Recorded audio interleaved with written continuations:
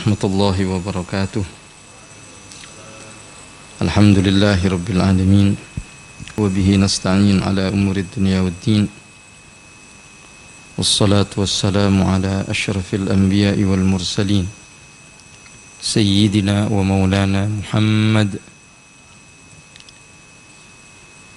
Imam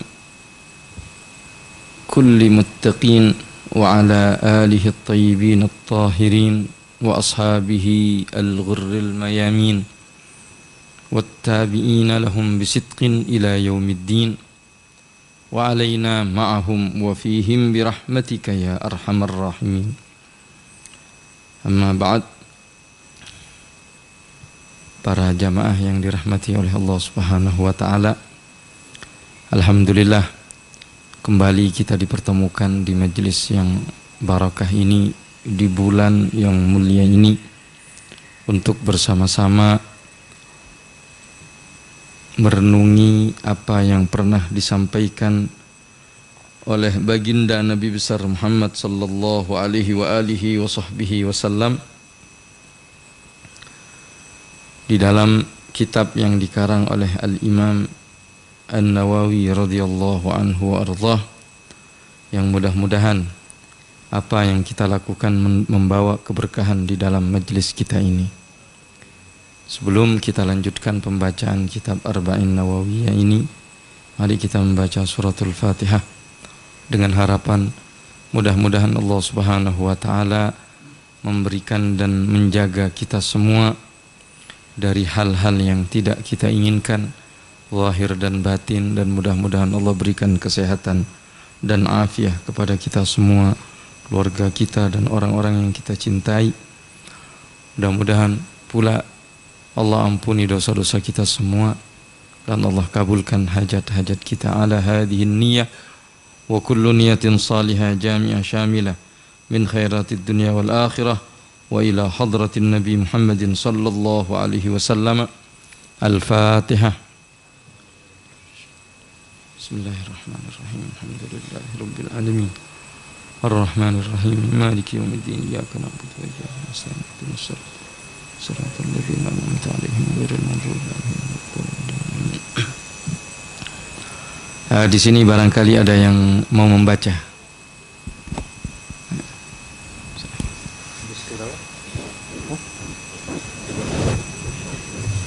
Hadis yang ketiga-tiga ya.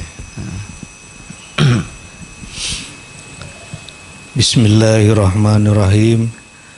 An Ibni Abbasin radhiyallahu anhuma anna Rasulullah sallallahu alaihi wasallam qala law yu'tan nasu bid'awahum ladda'a rijalun amwala qaumin wa dima'ahum lakinil bayyinatu 'ala mudda'i wal yaminu 'ala man ankar.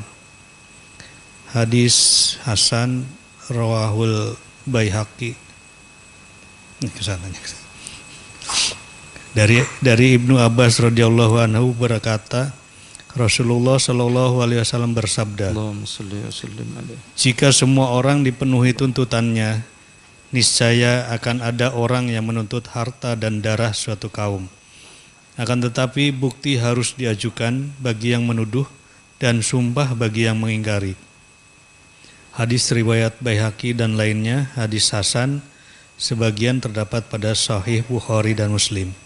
Shadaqallahu aladzim. Terima kasih. Bismillahirrahmanirrahim. Qala mu'allif rahimahullahu ta'ala wa nafa'na bihi wa bi'ulumihi fid dharain amin ila an qala al-hadis tsalits wa tsalasun, hadis yang ke-33. Ini menerangkan tentang dasar-dasar di dalam hukum, dasar-dasar di saat ada permasalahan pertikaian, nanti masuk dalam kategori al-qudha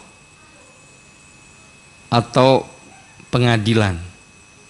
Jadi dalam hukum Islam itu hal yang berkaitan dengan ibadah, sholat, puasa, zakat, itu dibahas di dalam istilahnya kitab al-ibadat dalam ilmu-ilmu fikih itu.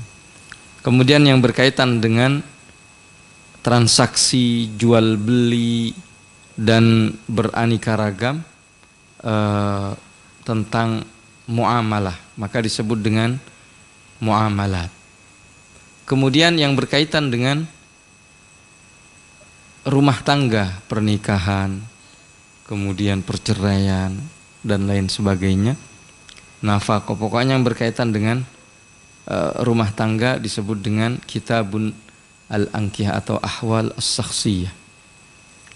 Kemudian yang berkaitan dengan hukum, nah ini disebut dengan al-qudah, yang membahas tentang permasalahan pertikaian antar manusia.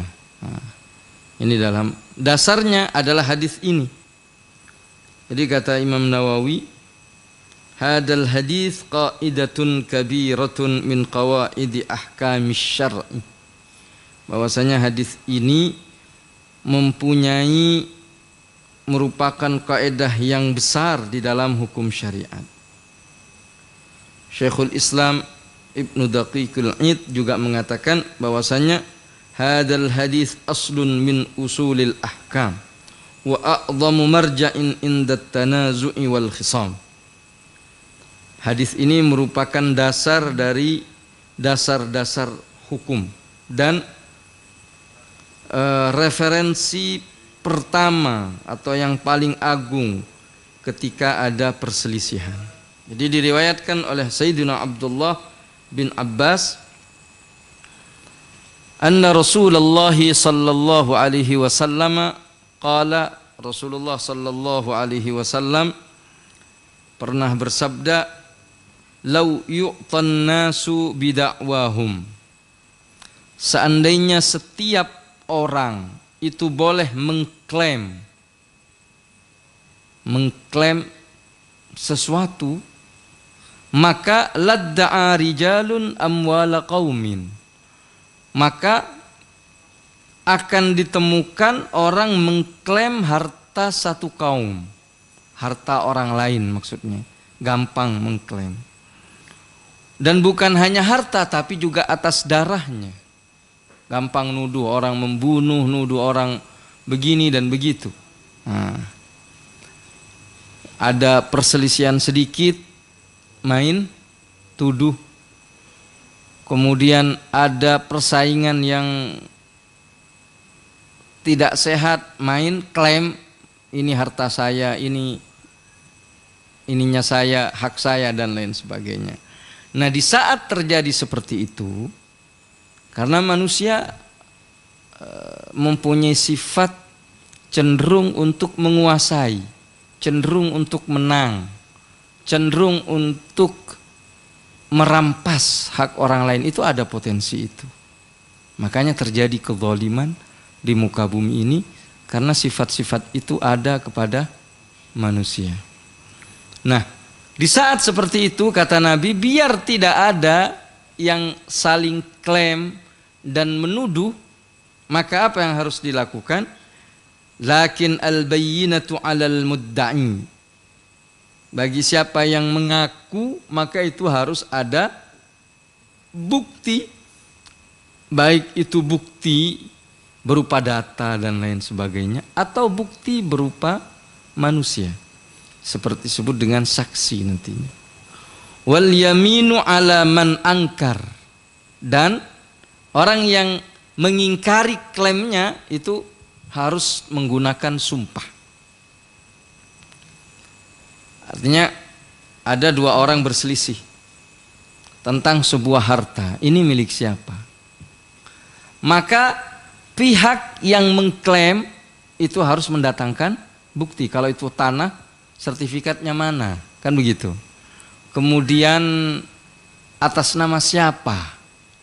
Kemudian siapa yang menguasai? Kan begitu. Yang satunya dia misalnya bukan yang mengklaim, Tapi yang mengingkari bukan punya kamu. Dengan apa dia melakukan itu? Cukup dengan sumpah. Satu orang menuduh, kamu ngambil duit saya. Enggak. Nah, yang menuduh harus mendatangkan saksi, bukti. Kalau tidak ada, sedangkan yang tertuduh, maka cukup baginya untuk bersumpah. Demi Allah saya tidak mengambil misalnya. Cukup. Nah, kenapa kok begitu, kok enggak sama? Ya kan begitu. Karena ini bara'atud dhimmah. Yang dituduh itu aslinya enggak ada tanggungan misalnya. Cuman karena ada pihak yang menuduhnya. Maka si pihak yang penuduh ini wajib baginya untuk mendatangkan bukti. Kalau dia enggak, memang asalnya enggak ada apa-apa, maka cukup dengan sumpah. Nah, nanti bagaimana? Itu nanti ada pengadilan. Nah, inilah agama kita. Betapa nilai-nilai keadilan, nilai-nilai keseimbangan itu dijaga dalam agama Islam. Betapa semua masalah yang dihadapi oleh umat manusia demi kebaikan manusia itu dibahas semuanya di dalam hadis-hadis Nabi Muhammad atau di dalam Al-Quran. Kalau misalnya berkaitan dengan bukti, nah bukti ini banyak bentuknya, baik dengan saksi atau dengan data ataupun dengan penguasaan. Kalau misalnya berupa itu adalah barang, maka siapa yang menguasai? Makanya harus konkret. Kalau tidak konkret tidak bisa dilakukan seperti itu. Maka tergantung bagaimana nanti masalahnya. Pernah beberapa kejadian bahwa Sayyidina Ali bin Abi Thalib mengangkat seorang hakim, qadhi, namanya Shuraih. Diangkatnya oleh Sayyidina Ali bin Abi Thalib. Dan saat itu beliau sebagai khalifah, sebagai presiden. Betapa hebatnya, suatu saat Sayyidina Ali menuduh seorang Yahudi bahwasanya dia telah mengambil barangnya. Waktu itu baju perangnya. Karena beliau seorang presiden, tentu beliau akan tidak semena-mena langsung, kalau kita mempunyai kekuasaan mungkin tangkap, tinggal begitu kan selesai. Ini tidak ada penangkapan kecuali melalui proses pengadilan. Maka diajukanlah kepada mahkamah yang saat itu Shuraih sebagai hakim. Didatangkannya, maju Sayyidina Ali bin Abi Thalib. Kata hakim ini, wahai Amirul Mukminin, Anda ini yang menuduh sekarang, menuduh bahwasanya orang Yahudi ini yang mencuri. Karena Anda yang menuduh, sedangkan dia pihak tertuduh. Pihak tertuduh ini harus berdasarkan asas praduga tak bersalah. Dan barang di tangan dia. Berarti yang menuduh adalah Anda. Sedangkan penuduh itu tidak boleh maju ke depan. Mohon di belakang. Biar dia di depan. Jadi aturannya seperti itu. Karena dia dasarnya adalah bara'atud dhimmah. Bebas tanggungan dia aslinya. Kan begitu. Akhirnya Sayyidina Ali mundur. Baik, dibukalah persidangan. Kemudian kata Shuraih, Anda mengklaim bahwasannya baju yang dimiliki oleh Yahudi itu adalah milik Anda. Iya benar, Pak Hakim. Adakah Anda punya bukti bahwasannya baju itu adalah milik Anda? Bingung Sayyidina Ali, nggak ada bukti. Baik, kalau begitu apakah Anda punya saksi? Ini Yahudi gemeter sebetulnya, ketakutan dia. Oh ada, saya punya saksi. Siapa saksinya? Yang tahu bahwasannya baju itu adalah milik saya, kedua anak saya, Al Hasan dan Al Husain. Kata Qadhi Syureh, mohon maaf penyaksian seorang anak terhadap ayahnya itu tidak diterima. Kaget itu Yahudi. Kok seperti itu? Akhirnya Sayyidina Ali bin Abi Thalib ngalah. Ya udah, kalau memang begitu, saya tidak sanggup. Keluar Sayyidina Ali, menangis itu Yahudi, dan dia mengakui kesalahannya dan masuk Islam gara-gara keadilan yang dilakukan oleh Syureh. Karena nilai-nilai keadilan ini sangat luar biasa pengaruh. Kalau sebuah negara dipimpin oleh seorang yang adil, niscaya berpengaruh terhadap kesejahteraan dari rakyatnya.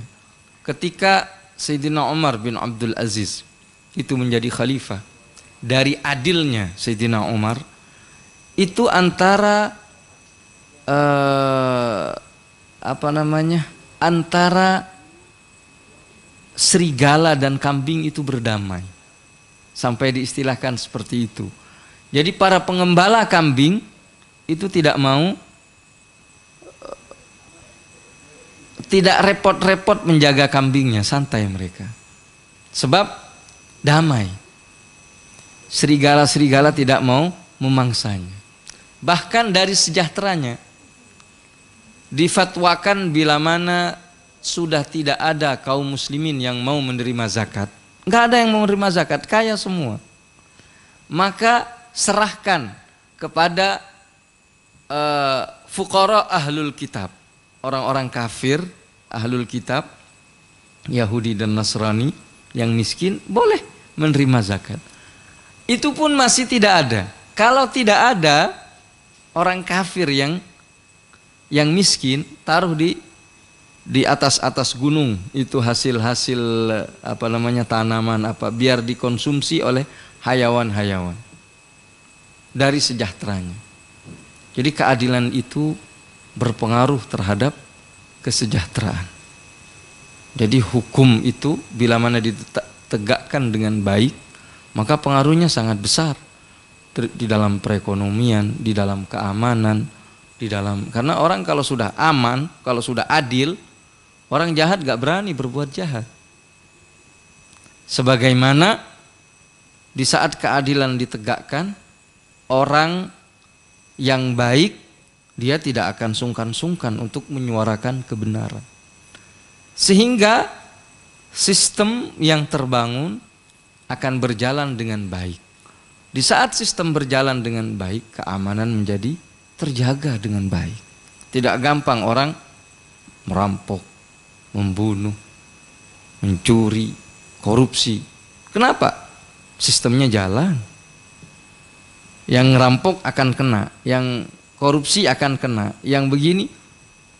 Itu kuncinya dari al-adl, kuncinya dari keadilan. Begitu pula kesejahteraan. Kok bisa? Perekonomian akan baik, ini semua akan baik. Karena orang yang pinter menemukan jalannya. Dan dia tidak takut untuk mengembangkan bakat dan kemampuannya. Dia tidak dibayangin oleh sikap sogok, menyogok dan lain sebagainya. Makanya nanti dikatakan ar-rashi wal murtasi finnar. Orang yang menyogok dan disogok itu di neraka dan seterusnya. Nah, dalam agama kita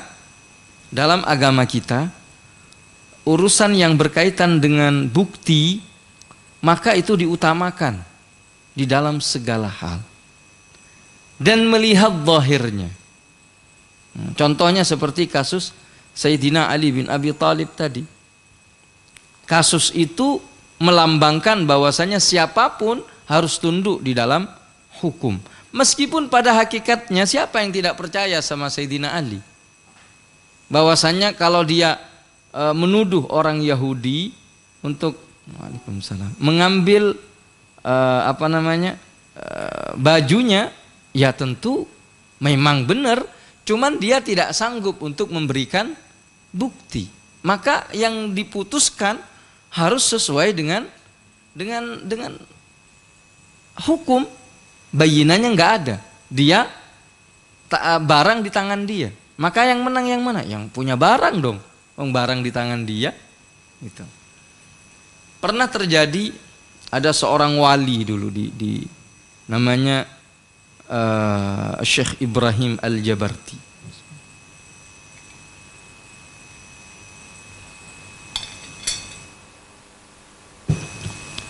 Syekh Ibrahim Al-Jabarti ini pernah suatu saat, sedangkan qadhi saat itu adalah Ibnu Muqri.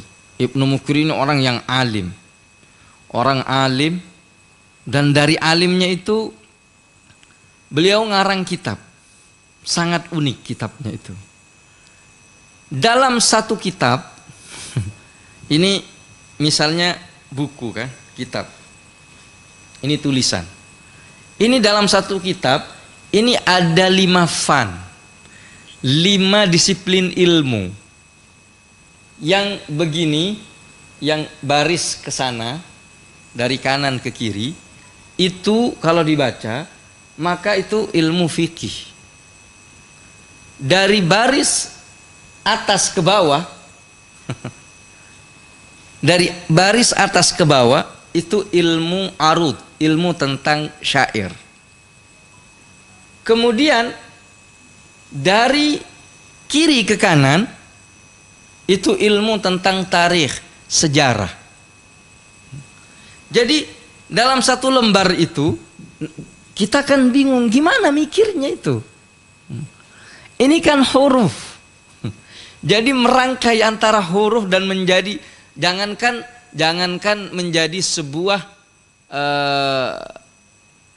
membahas tentang sebuah ilmu, tapi membahas tentang kata-kata saja sulit. Iya kan? Ini huruf yang sama, tapi dia kalau dilihat dari sebelah sini, huruf ini membahas ilmu fikih. Kalau dari sana membahas ilmu sejarah. Kalau dari atas membahas, kalau dari bawah juga membahas apa?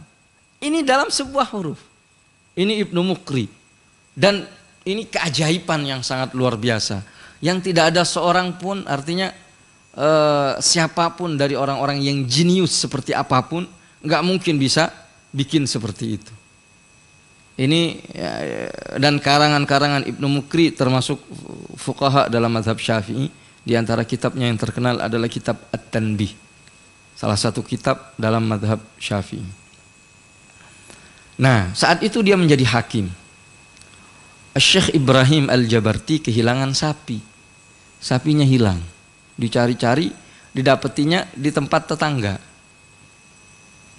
Nah, ini sapi saya, katanya. Ini sapi saya. Kata siapa sapi Anda? Enggak, ini sapi saya. Ribut. Akhirnya diajukanlah ke mahkamah. Maka disidang. Disidang, ditanya oleh Ibnu Muqri. Kebetulan hakimnya adalah Ibnu Muqri. Kalau begitu Syekh Ibrahim Al-Jabarti, silahkan Anda buktinya apa? Tidak bisa mendatangkan bukti. Tapi kata dia, oke, memang saya tidak bisa mendatangkan bukti, tapi saya bisa bikin kepada sapi itu berbicara, katanya. Karena dia seorang wali. Akhirnya disuruh, sapi, kamu ini milik siapa? Katanya. Sapinya jawab, iya saya sapinya Syekh Ibrahim Al-Jabarti, katanya. Coba dijawab, iya saya adalah sapinya Syekh Ibrahim Al-Jabarti. Kata Ibnu Muqri, mohon maaf, penyaksian sapi tidak diterima. Ini sapi bukan manusia. Ya kan? Kalau ini kan jadi viral orang, kalau sekarang bisa macam-macam. Akhirnya Syekh Ibrahim marah, kamu nggak percaya kepada saya? Beliau katakan, mohon maaf, saya percaya kepada Anda 100%, bahkan 1000% saya percaya. Tapi SOP-nya begini, yang boleh menjadi saksi itu manusia yang berakal, kemudian muslim, apa syaratnya begini. Anda mendatangkan saksi berupa sapi. Nggak bisa itu. Akhirnya Syekh Ibrahim marah. Kalau begitu saya hukum, Anda saya hukum. Suruh telan sama bumi. Telan. Benar ditelan sama bumi. Sampai segini. Ditelan itu. Syekh Ibrahim Al-Jabarti katanya. Syekh Ibnu Mukri, kalau Anda tidak menghukumin bahwa sapi ini milik saya, maka Anda akan meninggal katanya. Akan ditelan benar-benar sama bumi. Nggak apa-apa. Nggak apa-apa ditelan karena saya menjalankan syariat, saya menjalankan hukum yang berlaku. Maka benar, apakah dia berkata kepada bumi, kepada tanah, ayo tanah telan dia. Pas mau ditelan, Syekh Ibnu Mukri berkata, ya Rasulullah katanya, saya ini nantasir syariatak, saya ini membela syariatmu. Maka ketika itu meledak itu tanah, terbelah. Artinya tidak jadi menelan Ibnu Mukri. Maka saat itulah terjadinya keajaiban yang sangat luar biasa sehingga membuat orang yang mengambil sapi itu mengaku, oh maaf katanya, udah nggak usah ribut kalian berdua. Ini memang saya curi dari Ibnu Mukri, dari Syekh Al-Jabarti, saya kembalikan lagi. Nah, tapi yang menjadi pelajaran di sini bahwasanya kita menghukumi sesuatu harus dengan hal-hal yang zahir. Tidak boleh dengan berdasarkan hasil terawangan. Gitu. Apalagi hanya hasil duga. Ya, sekarang ini kita gampang menuduh dan mengklaim sesuatu yang berdasarkan qara'inul ahwal. Hanya menduga-duga, hanya ada tanda sedikit aja langsung kita klaim, oh begini, oh begini. Itu terjadi. Pernah diceritakan juga di zaman Muhammad bin Al-Hasan, salah seorang murid daripada Imam Abu Hanifah. Imam Abu Hanifah ini punya dua murid yang terkenal, namanya Abu Yusuf yang satu, yang kedua Muhammad bin Al-Hasan. Salah satu daripada guru Al-Imam Syafi'i radhiyallahu anhu arda. Diceritakan bahwasanya suatu saat Muhammad bin Al-Hasan ini seorang faqih terkenal. Dia diangkat menjadi qadhi seperti Ibnu Mukri tadi.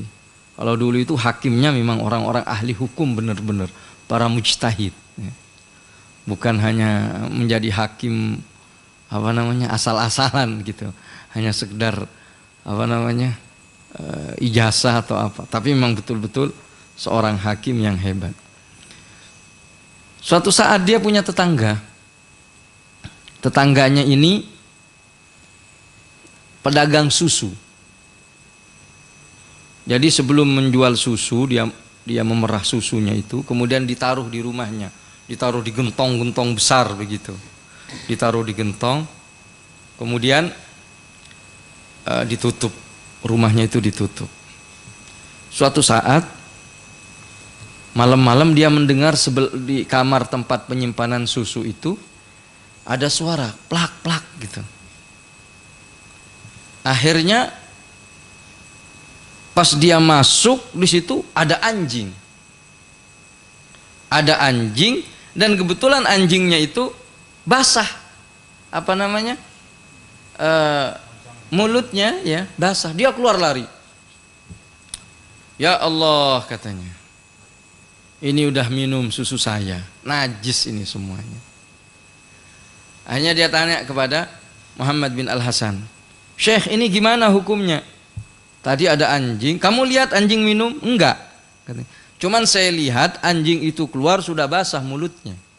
Tapi kamu tidak lihat bahwa anjing itu minum kepada susu kamu? Enggak, katanya. Ya udah, kalau begitu enggak apa-apa. Enggak apa-apa, karena itu hanya sekedar qara'inul ahwal. Hanya indikasi kecil bahwasanya anjing itu meminum kepada susu kamu. Dan itu enggak memastikan. Bisa saja dia minum dari tempat yang lain atau bagaimana. Enggak, tadinya kan ada wadah, tahu-tahu wadahnya jatuh. Ya jatuh belum tentu minum. Bisa jadi dia nyentuh, nyenggol, akhirnya basah.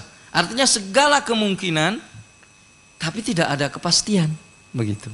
Enggak, hanya dibuang susunya sama dia. Enggak percaya kepada seorang ahli fikih ini.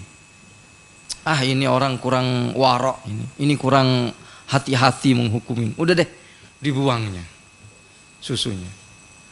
Pada beberapa lama, akhirnya Muhammad bin Al-Hasan dijadiin seorang qadhi, menjadi qadhi, hakim. Suatu saat ini tukang susu sakit. Istrinya sakit, bukan dianya, istrinya sakit.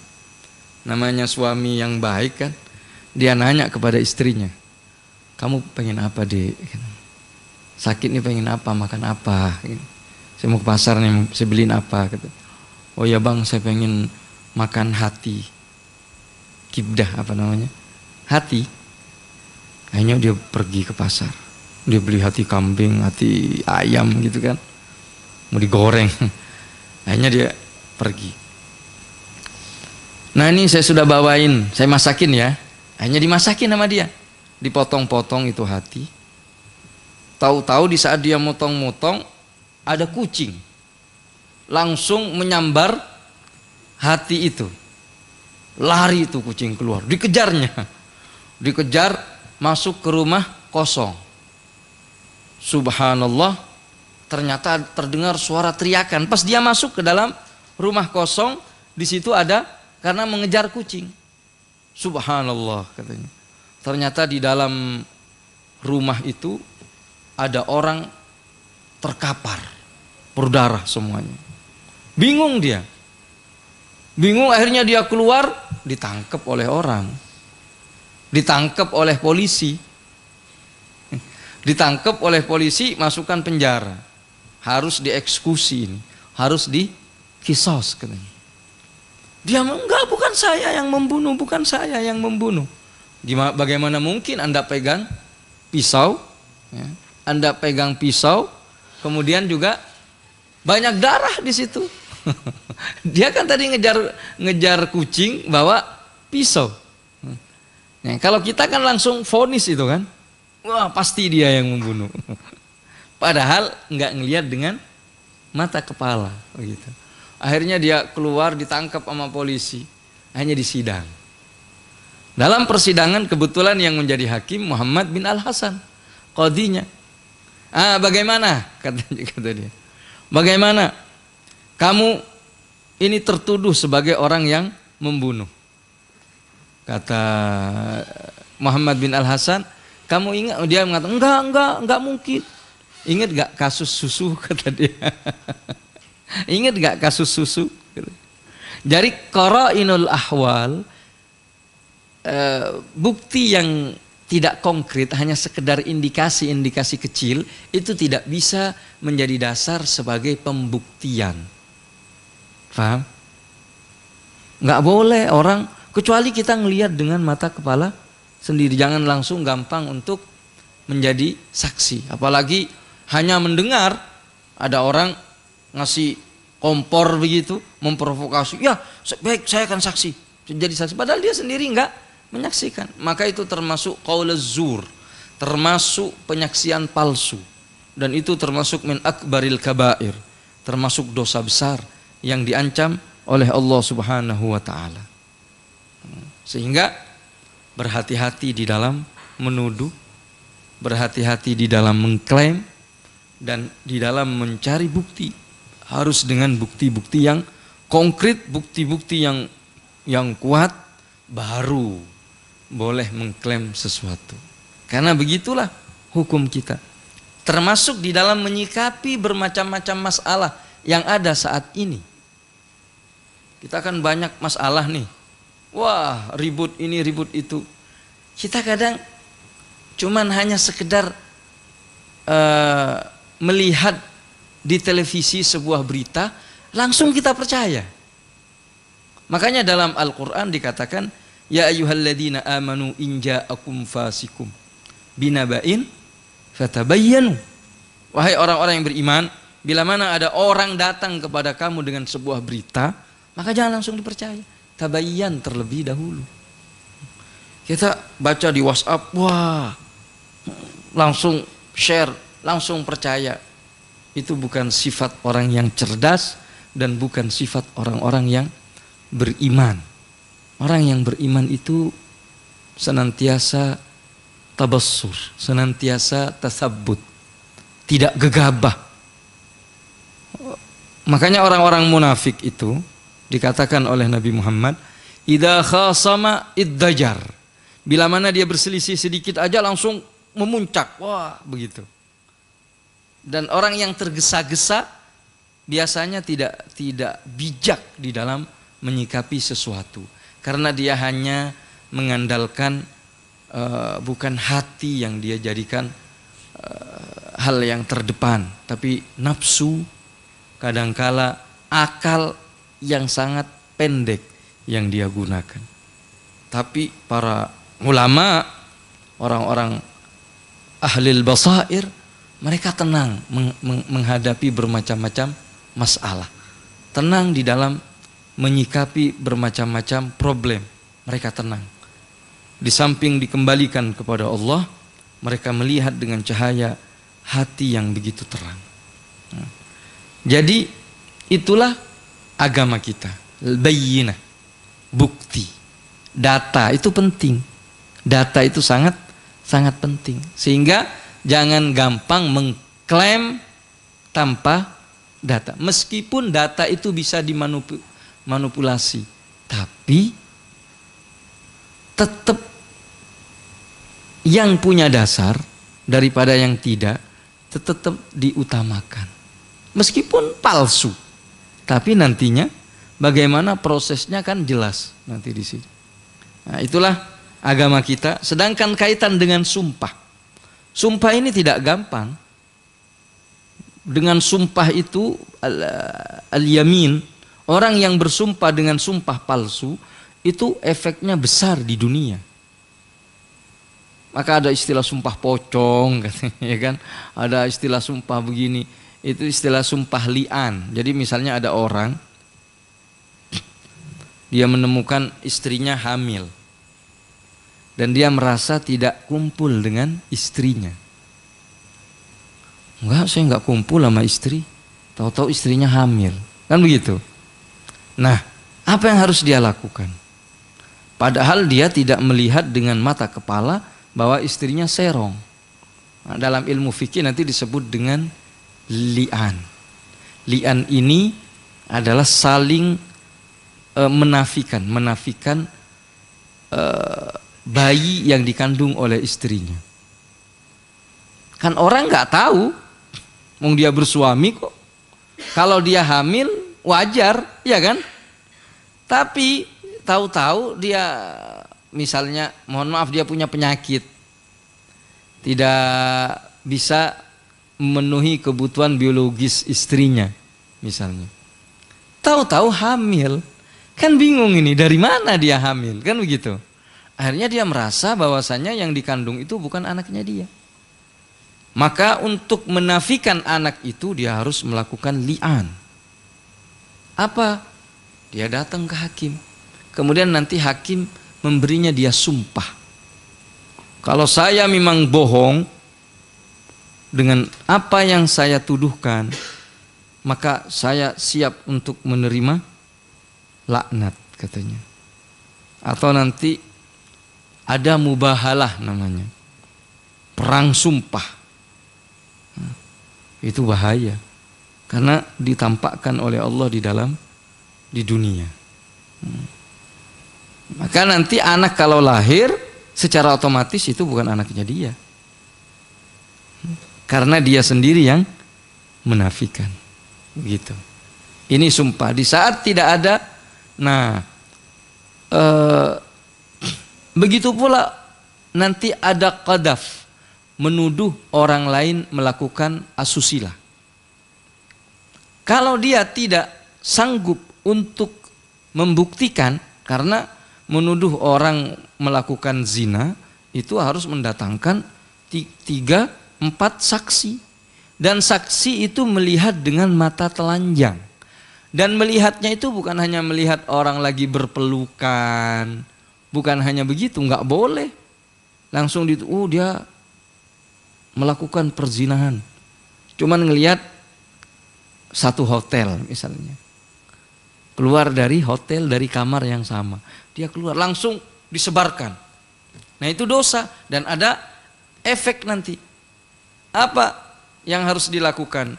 Itu orang yang dituduh, dia boleh mengajukan kepada hakim. Bila mana dia tidak sanggup untuk membuktikan, maka orang ini harus ditindak, dipukul sebanyak 80 kali. Sama dengan orang yang melakukan zina. Itu disebut dengan haddul qadhaf. Ada hukumnya. Biar tidak semua orang main nuduh. Biar tidak semua orang main. Kalau cuman ini ada CCTV, nggak bisa dipakai CCTV. Karena CCTV bisa direkayasa. Oh ini ada rekamannya, nggak bisa pakai rekaman, nggak bisa. Bisa jadi dia download dari mana, diganti kepalanya, kan begitu. Artinya harus dengan mata telanjang. Itu syariat kita. Dan melihat dengan nyata begitu. Dan orangnya harus orang yang adil. Artinya orang yang baik-baik. Bukan sesama kriminal. Kalau orangnya orang nakal juga nggak diterima penyaksiannya. Dan harus 4 orang laki-laki. Jadi nggak gampang. Kenapa? Karena efeknya bahaya. Kalau dia adalah orang yang sudah punya suami atau punya istri, harus dirajam. Nanti hukumnya. Atau paling tidak dia harus ditindak dan lain sebagainya. Kalau dia punya anak, nanti anaknya itu bernasab kepada siapa? Sehingga menuduh orang dengan tuduhan-tuduhan yang bersifat asusila itu adalah hal yang dilarang dalam agama. Diem aja kita udah. Apalagi dilakukan dengan tersembunyi. Ini zaman kita sekarang, Allah, malah dicari-cari. Fulan selingkuh dengan fulan. Itu kalau diterapkan hukum ini, banyak yang kena itu. Wartawan yang punya selegram dan lain sebagainya. Sehingga tidak perlu melihat hal-hal yang seperti itu. Mudah-mudahan Allah jaga kita semua. Ya demikian penjelasan dari hadis yang ke-33 ini. Barangkali dari penjelasan tadi ada yang mau ditanyakan, silakan. Ya.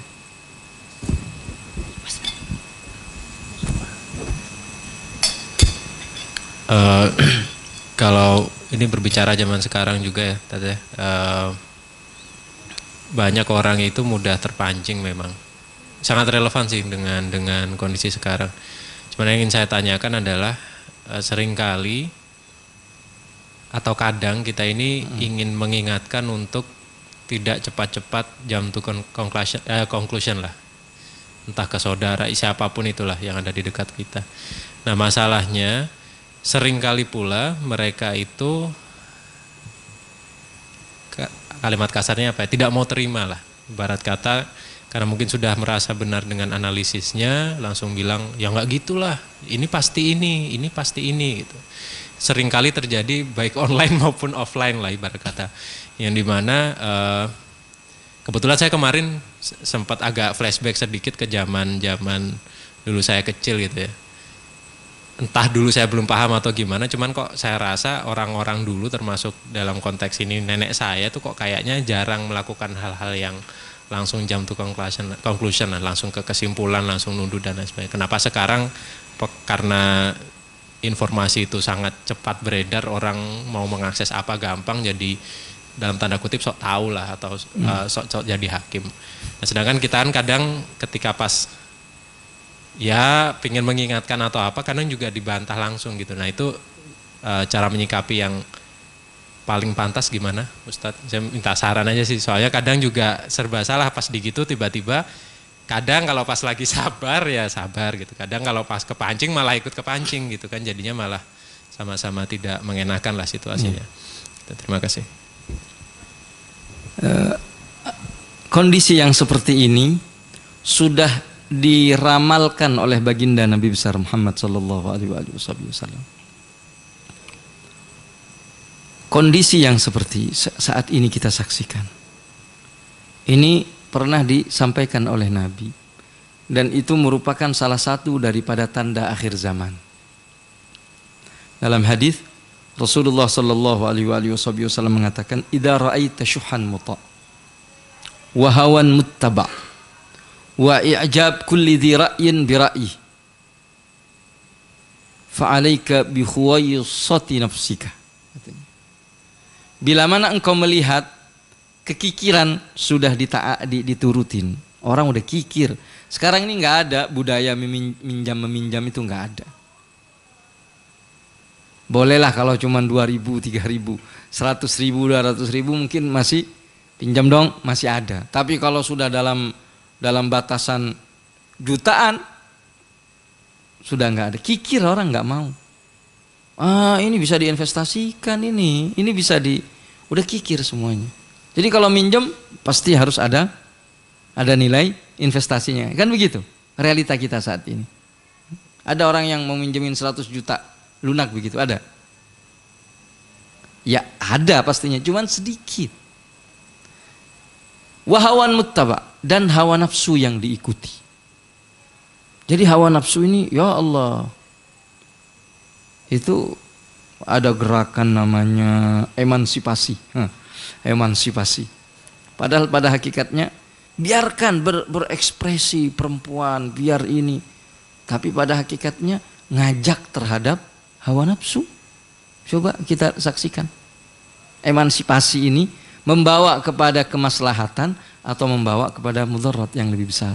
Betapa banyak rumah tangga yang cerai-berai, yang berantakan gara-gara hawa nafsu semuanya. Kemudian wa i'jab kulli dzi ra'yin bi ra'yi, seperti saat ini. Orang keras kepala, merasa pendapatnya paling benar, padahal dia melihat sesuatu itu enggak dalam. Hanya bisa dipengaruhi oleh sosmed.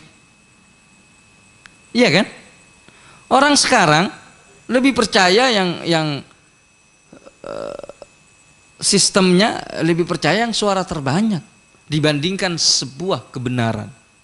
Sehingga sekarang untuk mencari kebenaran itu tidak perlu sebuah logika yang kuat, tidak. Tapi bagaimana dia mencari follower, mencari pengikut dan pendukung yang banyak, dia akan menang. Kan begitu? Jadi nilai kebenaran bukan daripada nilainya. Yang menjadi rujukan, mohon maaf, bukan karena sentimen antar dai atau ustadz. Saat ini yang menjadi rujukan di dalam beragama itu ustadz yang banyak followernya, yang banyak, bukan dasar keilmuan dan kealiman seseorang. Kalau dulu ya nggak mungkin orang yang tidak sampai dalam derajat mufti dia berfatwa. Tapi kalau sekarang, iya kan? Sekarang yang penting dia banyak pengikutnya, ikut-ikutan yang lain. Akhir zaman. Tidak ada marja'iyah yang benar-benar saat ini. Ya begitulah zaman kita saat ini. Wa ijab kulli dzi ra'yin bi ra'yi. Masing-masing merasa pendapatnya benar. Orang bukan ulama, memposisikan diri sebagai ulama, dapat panggung, dapat apa, terus udah begitu nggak mau disalahin, maksa. Betapa banyak kasus-kasus seperti itu kita saksikan saat ini. Akhirnya Allah coba kita dengan corona. Semuanya jadi heboh. Ya, artinya ini memang zaman. Apa kata Nabi? Kalau memang sudah demikian, apa sikap kita? Fa'alaika bi khuwaysati nafsika. Udah kamu wada amral amah, nggak usah ngurusin urusan umum, pening kamu. Karena semua orang menjadi mufti, semua orang menjadi pengamat. Sekarang ini jangankan ustadz ya, artis aja bisa berani berbeda pendapat dalam keagamaan dengan seorang ahli agama yang benar. Iya kan? Apa tugas kita? Sikap kita, udah nggak usah ngurusin yang gitu-gitu. Kita urus diri kita sendiri, kita urus keluarga kita, anak istri kita, agar mereka istiqomah dan benar. Karena kalau nggak pening, percuma. Itu kata baginda Nabi besar Muhammad sallallahu alaihi wasallam. Kalau enggak malah terlibat dalam fitnah. Kalau enggak malah terlibat dalam kekacauan yang terjadi. Ya. Demikian kata Rasulullah sallallahu alaihi wasallam. Ya, barangkali ada lagi. Ya.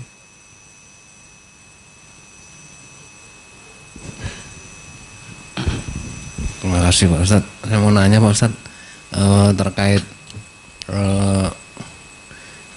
medsos ya, WA gitu, kita kadang-kadang untuk tujuan baik. Ada kadang-kadang yang berita kita tidak tahu itu benar apa salah.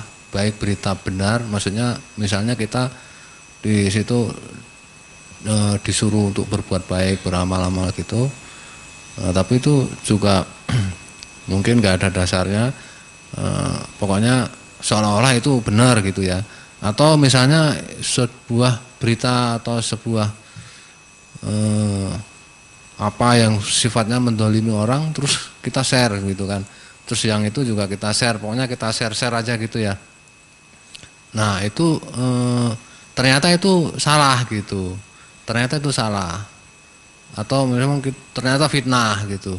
Nah kita udah men-share nih, ya kan.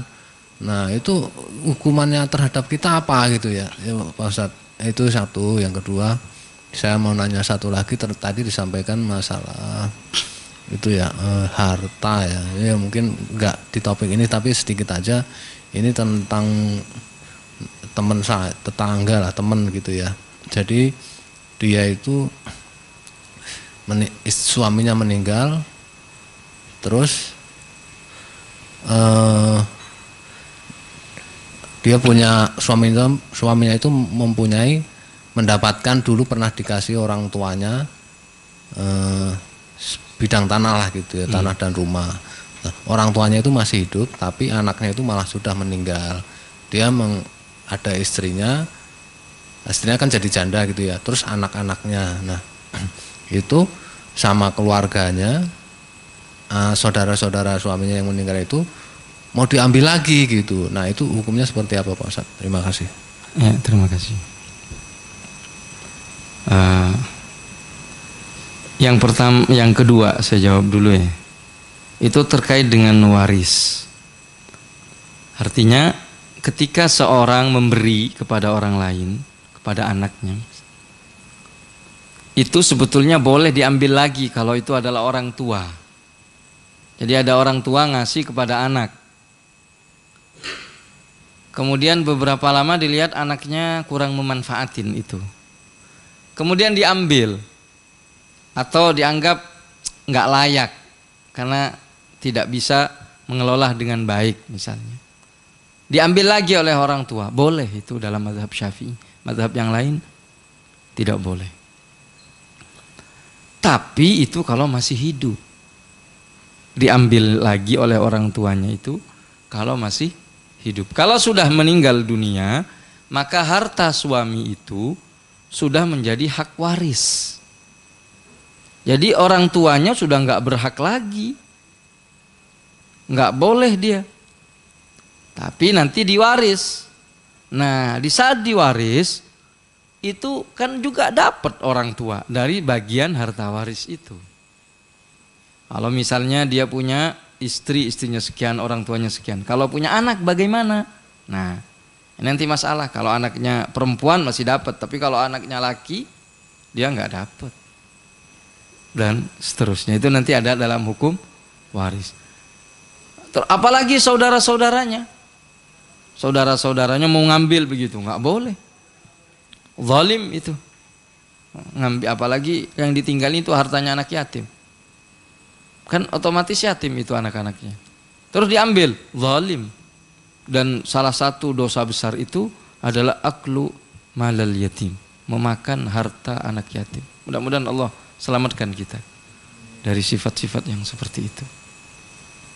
Jadi nggak boleh yang karena sudah meninggal dan sudah kepemilikan sudah bukan milik anak itu. Seandainya anaknya masih hidup boleh dia ambil lagi. Ini anaknya udah meninggal, otomatis masih dalam kemana pindahnya? Ya ke ahli waris. Paham? Jadi nggak boleh paman-paman, apalagi paman kalau ada anak nggak dapet. Paman itu kalau ada anak, apalagi ada orang tua nggak dapet.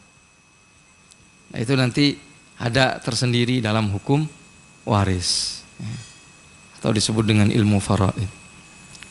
Kemudian pertanyaan yang pertama yang berkaitan dengan akibat. Nabi Muhammad SAW mengatakan, kafa bil mar'i kadziban ay yuhadditsa bi kulli ma sami'. Cukup seseorang bisa dikatakan sebagai pembohong, dia menceritakan setiap sesuatu yang dia dengar. Pokoknya apapun yang dia dengar, dia beritakan ke orang, dia ceritakan kepada orang. Dia nggak filter yang masuk itu baik, jelek, kagak peduli. Akibatnya positif, negatif, kagak peduli. Pokoknya masuk kepada dia, dia ceritakan. Sama juga dia terima macam-macam berita, dia share. Tanpa dia filter, sama, pembohong. Bagaimana dosa pembohong? Dosa besar. Makanya jangan, kalau kita menerima berita itu dilihat dulu. Pertama di cross check kebenarannya. Kalau benar, lanjut lagi. Lihat positif atau negatif akibatnya. Kalaupun benar, berita yang oh ini benar, tapi kalau di share mengakibatkan kenegatifan, misalnya bikin orang berkelahi, bikin orang begini, menimbulkan fitnah, dan nggak usah di share.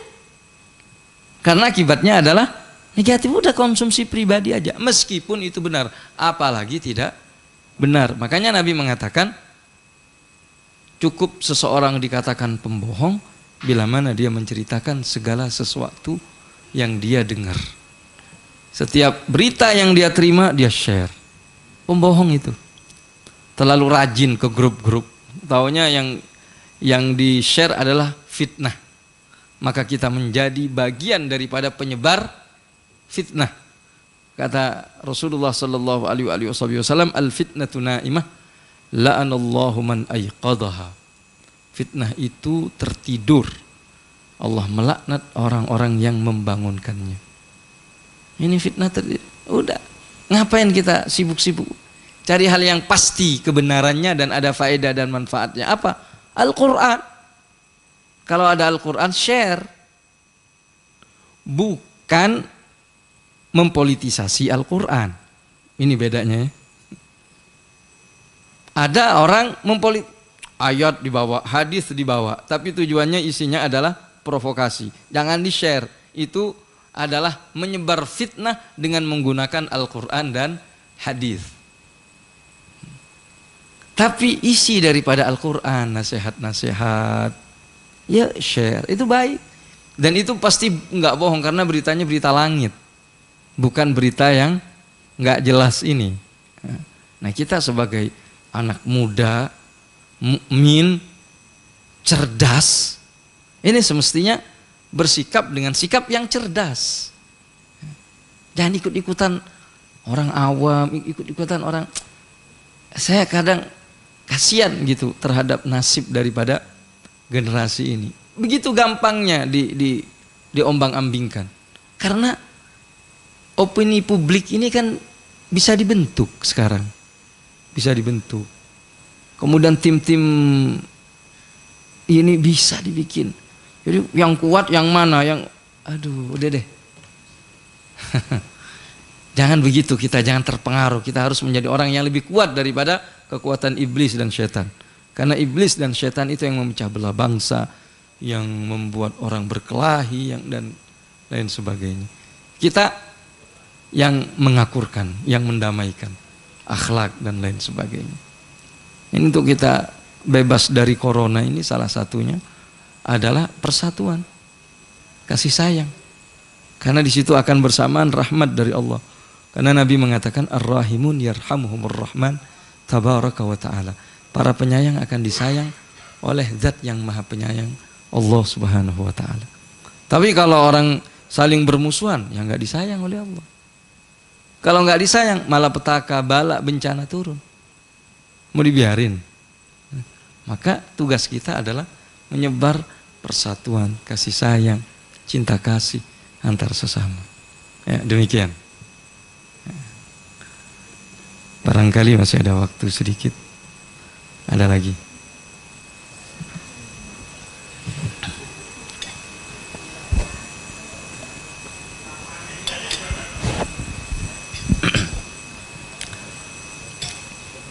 Cukup. Ya, kita tutup acara kita ini dengan mohon kepada Allah Subhanahu wa taala. Sebelum saya tutup, karena ini merebaknya kasus virus ini, semua orang takut ini. Tapi kita punya Allah. Kita seorang mukmin, kita punya Allah. Kalau mau meninggal itu ya meninggal, mau dipakai dengan cara apapun pasti akan meninggal. Sehingga kita santai aja menyikapin hal yang seperti itu. Kemudian petunjuk Nabi dalam hal ini agar kita terbebas dari bermacam-macam bala dan bencana, di antaranya bersedekah. Ya. Setiap hari kita bersedekah.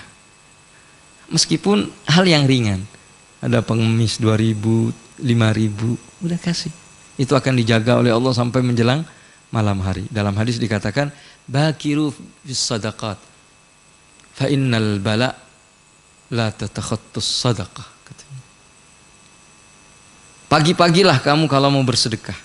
Karena bala, bencana, itu tidak akan menyentuh sedekah. Jadi sedekah dengan bencana itu bertolak belakang. Nah, makanya para ulama itu, mereka di malam hari, mereka udah siap-siap naruh persiapan untuk disedekahkan pagi hari. Sampai ada seorang ulama di Hadramut, dia di malam hari dia udah sediain, dan dia tugaskan salah seorang pembantunya untuk mengantarkan sedekah-sedekahnya itu.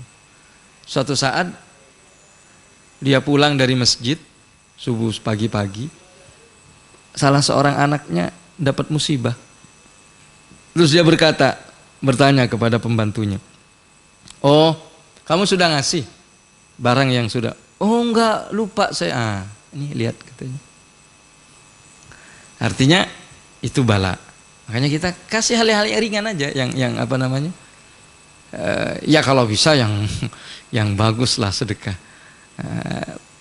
Paling tidak kita pagi-pagi beli kue, anterin ke tetangga, anterin ke orang-orang habis sholat subuh, ngasih kopi, ngasih aqua, ngasih hal-hal yang ringan. Tapi itu kita dijaga oleh Allah Subhanahu wa taala. Ya. Insyaallah pencegah corona ini. Jangan lupa wudu. Wudu itu akan melindungi kita. Kemudian banyak baca sholawat, banyak baca istighfar. Itu adalah pencegah kita dari mara bahaya. Mudah-mudahan Allah jaga kita semua, bangsa kita dan semua umat manusia. Mudah-mudahan tercegah dari segala malapetaka dan hal-hal yang tidak kita inginkan. Mudah-mudahan Allah angkat bala dan mara bahaya ini. Ala hadiniya wa kullu niyatin salihah jami'ah syamilah min khairatid dunya wal akhirah wa ila hadratin Nabi Muhammadin sallallahu alaihi wasallam. Al-Fatihah.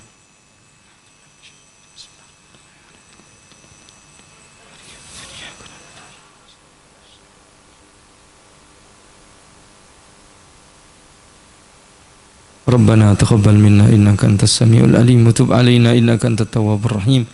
Sallallahu ala sayyidina Muhammad wa ala alihi wa sahbihi wasallam. Walhamdulillahi rabbil alamin. Kurang lebihnya mohon maaf. Wassalamualaikum warahmatullahi wabarakatuh.